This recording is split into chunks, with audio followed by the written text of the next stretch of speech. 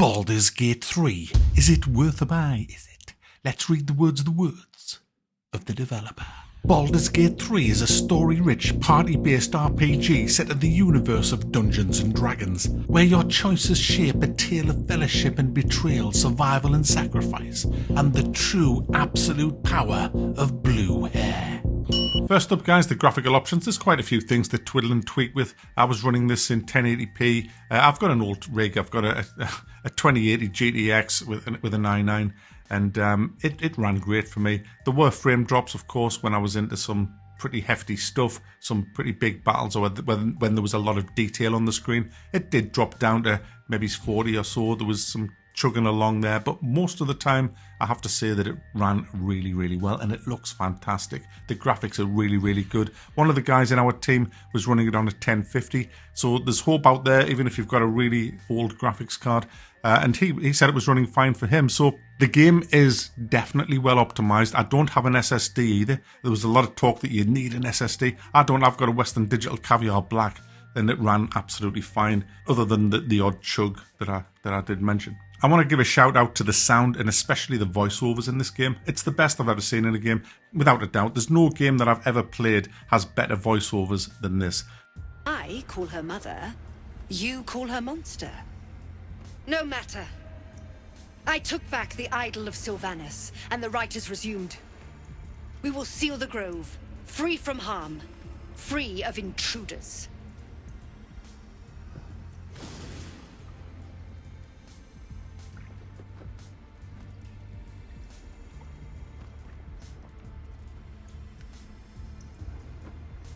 I am First Druid now. I protect the circle, whatever the cost. You showed great mettle at the gate.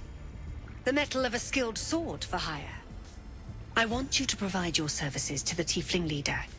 Zevlor, he's called. Offer to guide the Outlanders out of the grove. I'm sure they'll reward you well.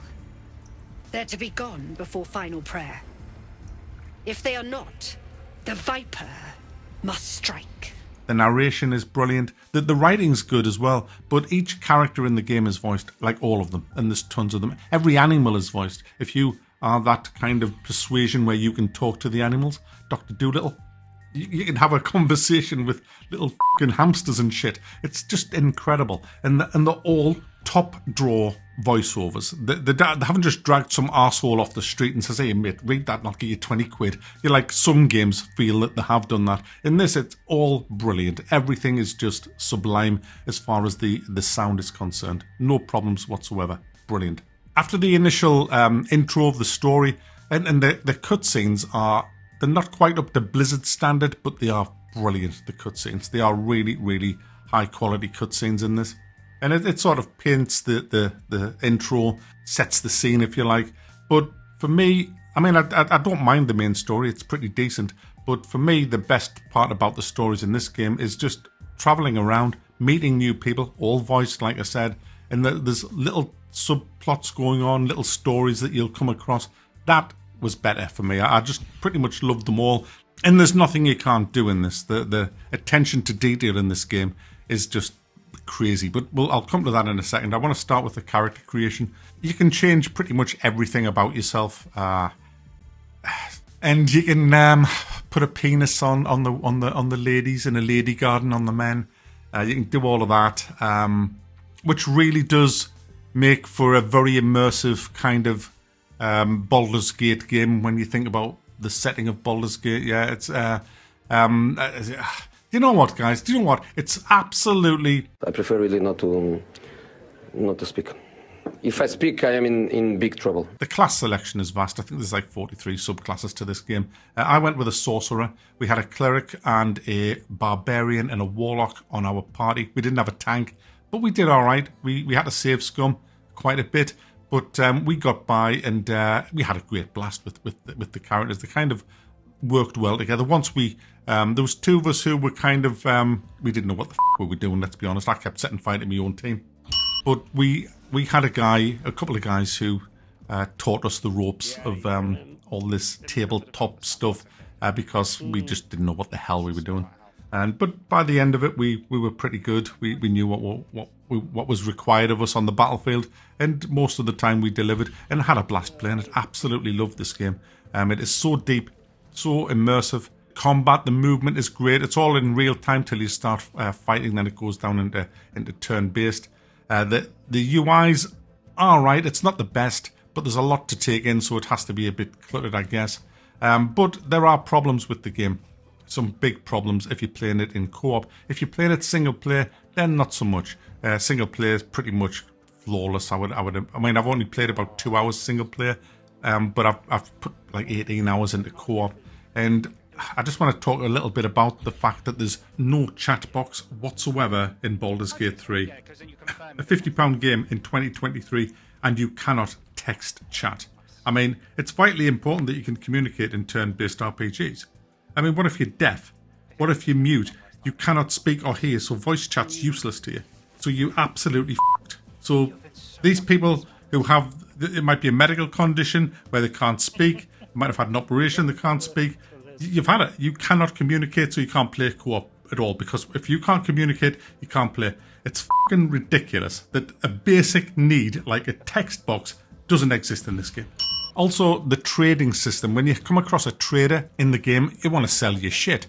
And you want to look at what they're selling. They might have a good ring or some decent weapons or armor. So you want to go and do that. So we all came to this first trader. We all had our bags full of shit and our shitty little gear on, but we had a bit of gold, and we wanted to sell our wares and buy some shit. So we went up to the trader, and we found that only one of us can talk to the trader at a time.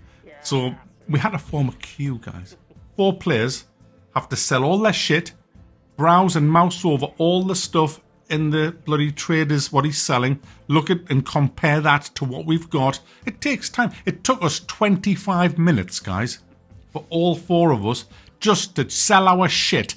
What the f*** is that? Every RPG I've ever played just allows you to go up, yeah, what the f*** are you want to trade? Yeah, are you going to trade at the same time? Yeah, we'll all just click on him. That's what he said. F*** off, man. Honestly, crazy. Also, again, in co-op, it seems to be a thing that co-op bugs. We all got stuck in a cutscene. Well, I was in the cutscene and the others weren't. And when I came out the cutscene, they couldn't move. So that was another reload rather. There's also text bugs in the cutscene where the other players could see the text on the screen and they were saying, "Come on, Mac, choose," because I had the high charisma, so I was like the voice of the party.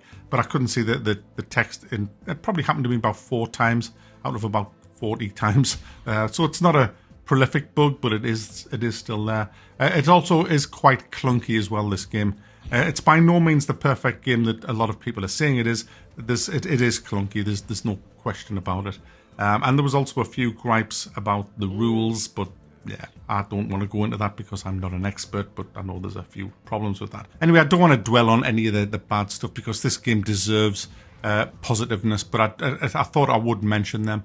The things that could annoy some people. But the game's depth is just crazy. You'll walk into a building and there's loads of things on shelves and on the table, and you can interact with you can move little spoons around, plates, everything that you can see, you can pretty much interact with. It's I mean, one of the greatest things that we did was it was when I was streaming it last night, we came into this camp. It was a goblin camp, if I remember rightly. And there was about 10 of them in the camp, and there was a trader there. And we were all trading, and everything was fine. And I just thought to myself, I don't fucking like that trader. I didn't tell any of me teammates. I don't have the footage for this because it was in a stream, so I didn't record it. But I just opened up with fireballs on the trader, and the whole camp was like, what the fuck's going on? They were all shocked that I'd just... my teammate was shocked as well. But we took them down. We literally took this whole camp of friendlies. These guys were friendly to us. We were trading with the bastards 2 minutes earlier. And the game just allows you to do what you want. We just wiped them out mercilessly. We just wrecked the whole lot of them. It was just awesome that you can do that. So many games that you're not allowed to do that. You can do anything in this game. You literally can do anything with this game. You can pick anything up and throw it at somebody's face. We've seen people knocked out with boots and stuff. You can pick people up and just throw them off cliffs. The depth of this game blew me away. You can look, if you can think about doing it, you can probably do it in this game. And I love that. This freedom to be who you want to be in this game and just do what the hell you want is just crazy. I think the thing that I want to really get across to everybody is don't be put off by the fact that this is a tabletop-based game. It's not that hard to get into, especially with all the huge amount of tutorials that's online. You don't get much help in the game. For example, the end of this video, you'll see me. I'm not going to spoil what happens, but I didn't read the small print of a scroll that I had. Oh, dear, dear. You have to pay attention. You have to really pay attention and read everything about what you're about to do with some of your spells. Yeah. Because this game is deep and everything matters in this game, and I'm loving it. And it is definitely one of the best games I've played this year.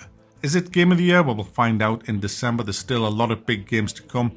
But I hope you enjoyed that. That's my first impressions of the game 18 hours in. I will be streaming it on YouTube at some point. So I hope you tune in for that. I'll see you in the next video. Oh, Ow. man.